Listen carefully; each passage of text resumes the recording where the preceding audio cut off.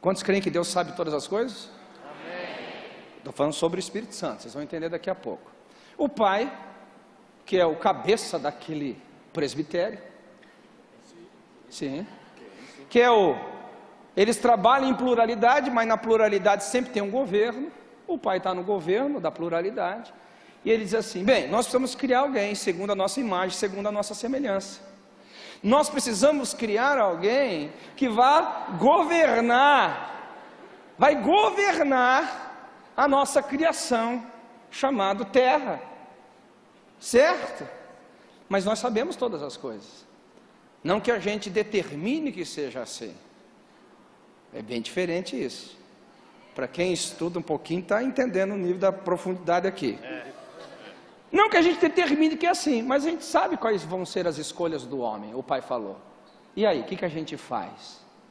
A gente cria ou não cria? Cria. Ok, aí o Pai toma a decisão, vamos criar. Agora, por que o Pai toma essa decisão de criar? Porque eles trabalham em conjunto.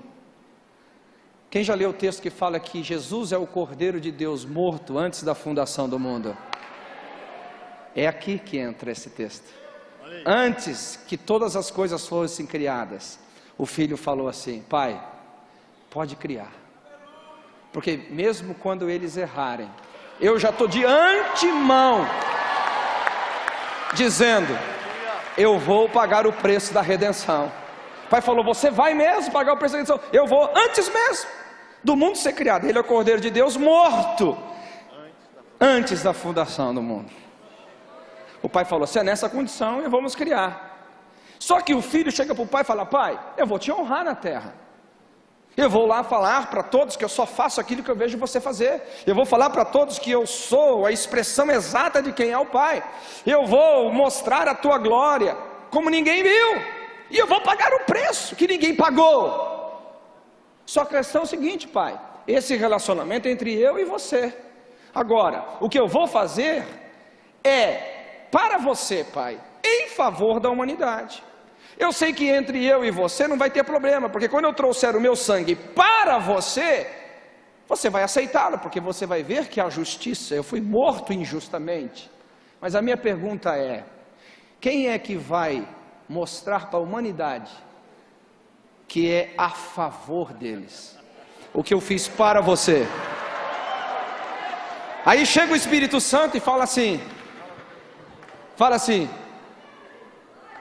Jesus, não tem problema, assim como você vai honrar o Pai, assim como você está se comprometendo antes da criação de todas as coisas, pagar o preço pela redenção, depois que o Pai aceitar o seu sangue, eu estou me comprometendo, eu vou descer lá, e eu vou honrar o seu ministério, eu vou honrar o que você fez, e o meu ministério, Jesus, vai ser fazer você conhecido.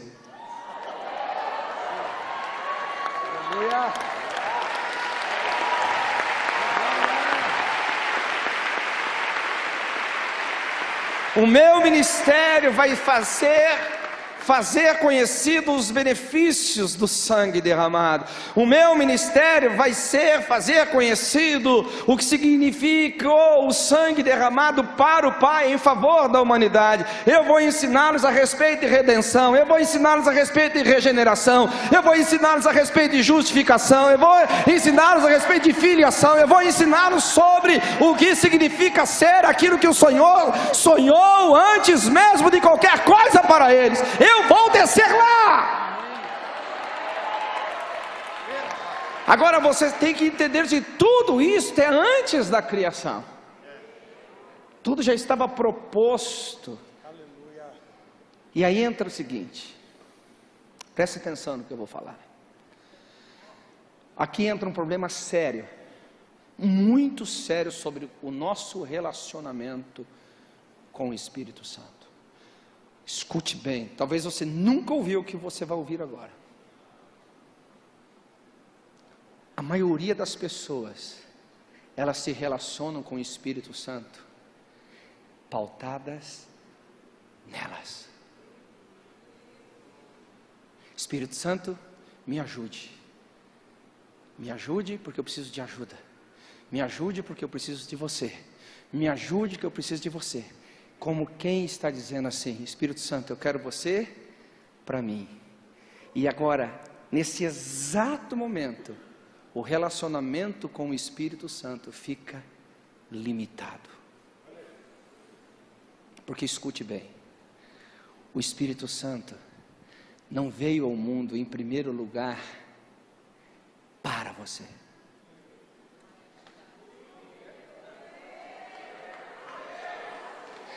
Talvez você nunca ouviu isso. O Espírito Santo veio ao mundo por você. Ele veio para Jesus. Ele veio para revelar a pessoa de Jesus.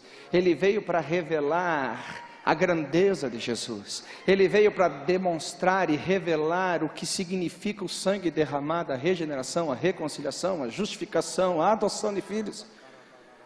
E muitas pessoas se relacionam com o Espírito Santo pautadas nelas mesmas, nos sentimentos, nas sensações, e não permite que o Espírito Santo possa cumprir o ministério para o qual ele veio ao mundo. Entenderam o que eu estou falando? Lembra o que eu falei de você, Drummond? Lembra o que eu falei de você, Léo?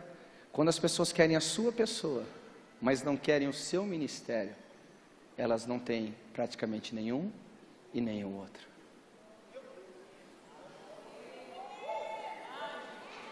Quando você quer só a pessoa do Espírito Santo, mas não quer se submeter ao seu ministério, não que o Espírito Santo irá te abandonar, não que ele vai te deixar, que ele não vai querer ajudar você, mas fica muito limitado o seu relacionamento com ele. E esta é uma das razões porque somos tão superficiais em Deus na nossa geração.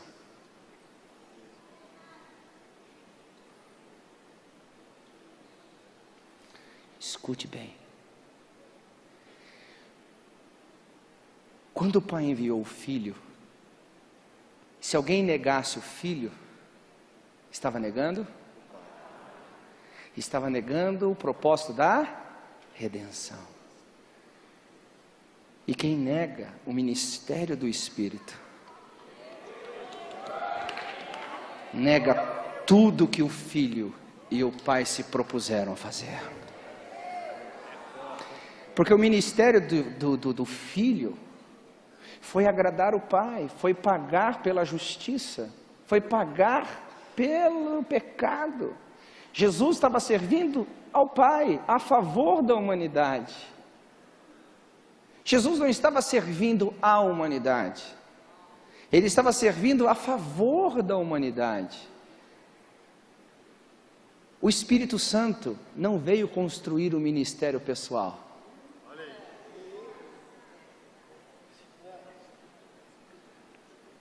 Não existe o ministério pessoal do Espírito Santo. O ministério do Espírito Santo, em resumo, que pode ser resumidamente aplicado nessa pregação, significa simplesmente isso. O Espírito Santo veio mostrar que o Pai aceitou o sacrifício derramado, e que mediante esse sacrifício, o homem agora pode ser tudo aquilo para o qual antes da criação ele foi projetado.